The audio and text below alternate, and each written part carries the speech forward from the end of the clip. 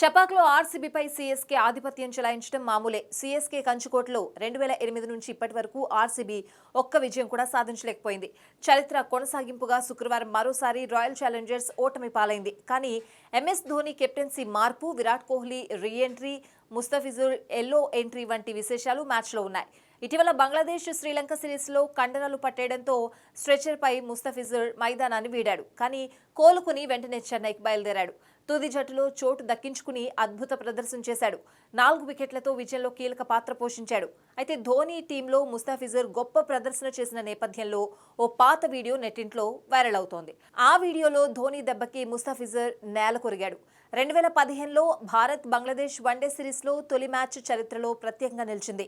ఆ పోరులో ప్రజలు ధోని కోపాన్ని చూశారు. ముస్తఫిజుర్ చేసిన పనికి కూల్గా ఉండే ధోనికి ఆవేశం వచ్చింది. రోహిత్ కోసం ముస్తఫిజుర్ను నెట్టేశాడు. అసలేం జరిగిందంటే రోహిత్ పరుగు కోసం ప్రయత్నిస్తూ ఉండగా ఉద్దేశపూర్వకంగా ముస్తఫిజుర్ అడ్డొచ్చాడు. రోహిత్ పరుగుకు ఆటంకం కలిగించాడు. దాంతో రోహిత్ అవుట్ అయ్యే ప్రమాదంలో పడ్డాడు. దీంతో ముస్తఫిజుర్పై హిట్ మ్యాన్ సీరియస్ అయ్యాడు. ఇదంతా ధోని గమనించాడు. కాసేపటికి ధోని సింగిల్ కోసం ట్రై చేసినప్పుడు కూడా ముస్తఫిజుర్ కావాలనే అడ్డొచ్చాడు. కానీ రోహిత్లా ధోని పక్కకు తప్పుకుని పరుగు పూర్తి చేయలేదు.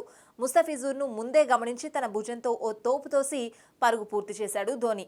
ఈ ఘటనపై ఐసీసీ అప్పుడు మ్యాచ్ ఫీజులో ధోనికి 75%, ముస్తఫిజుర్కు 50% జరిమానా విధించింది. ఆ తర్వాత మ్యాచ్ నుంచి టీమిండియా బ్యాటర్లకు ముస్తఫిజుర్ 2 అడుగుల దూరంలో ఉండడం గమనార్హం.